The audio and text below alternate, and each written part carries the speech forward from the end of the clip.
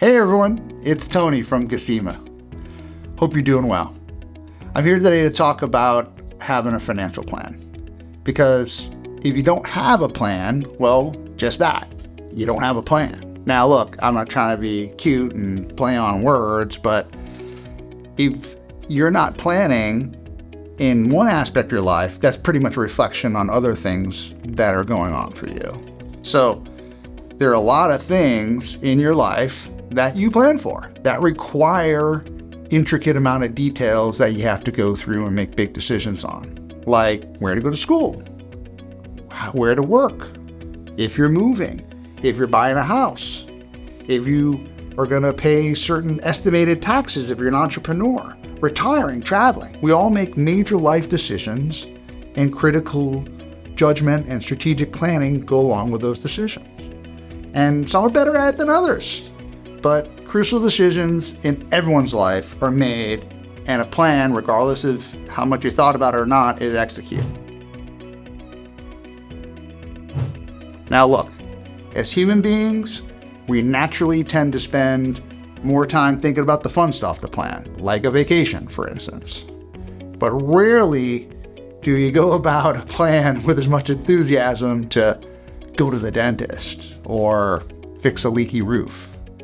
And in our culture, it seems like financial planning is in that same category, with no disrespect to our dentist friends and contractor friends out there.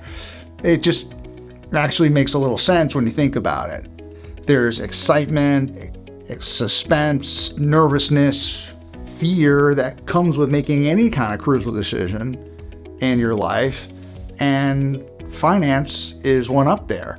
But the point being is that if you're going to make major life decisions, shouldn't you be addressing how to finance those major life decisions if for some reason people like to avoid it? Let me give you an example. During the pandemic, there was a survey run by Schwab, Modern Wealth Survey. And in 2021, everyone can recall, there was a lot of interest in investing, and the stock market had wild gyrations, and basically people had more time during lockdown to trade, to look at their financial situations. And when surveyed, out of everyone asked if they had a plan, a written financial plan, only 33% of the people in the survey said that they did. And furthermore, almost half of those survey respondents said they didn't have enough money to make a plan worthwhile, or that a plan was too complicated, or they didn't have any time. Time locked in their home during the pandemic, but they could take up cooking or take up knitting, but they couldn't look at their finances. Now, naturally, when most people are asked to do the math on small decisions or major life decisions, they don't want to do it. And they make decisions out of impulse, or worse, fear. But that doesn't ever yield any kind of good results. And so, look, if it's possible that 2/3 of Americans have no written financial plan, yet they're going through life constantly making big life decisions, the fact of the matter is that they're conditioned for winging it, for making major life decisions on faith or hope, but not actually being financially conditioned to plan for these major life decisions. But that's just it. Faith and hope aren't plans. They're faith and hope. And I believe in faith and hope in many aspects. And we put a lot of faith and hope in many fields for where we employ people. So why not do the same thing for financial experts? Well, because a lot of people say, well, I don't want to deal with a financial advisor because they're going to sell me something. But look, the reality is, registered investment advisors like myself, like Gasima, are duty-bound, both legally and ethically, to serve the best interests of the client and not to sell them anything that they don't require. The customer's needs comes first. The plan comes first. And the truth is that in reality, most just don't want to face their finances. They don't want to have to look at the hard choices that may be their personal situation. But here's my question is, why does it have to be looked at in a negative context? Why don't people get excited about the possibilities of getting a plan together and sticking to it and having lifestyle choices that they want get financed properly without any worry. Why not be happy and in love with your finances as opposed to angry and frustrated? And, the truth of the matter is these things are complicated, much like any relationship in your life, because that's essentially what we're talking about here. We're talking about your relationship with your finances. And as we know, relationships can be emotional and turbulent. Sometimes you're angry, sometimes you're in love. But at the end of the day, if it's a relationship worth fighting for, which obviously your finances are, then you need to manage that relationship. You need to cultivate that relationship. You need to tend to that relationship.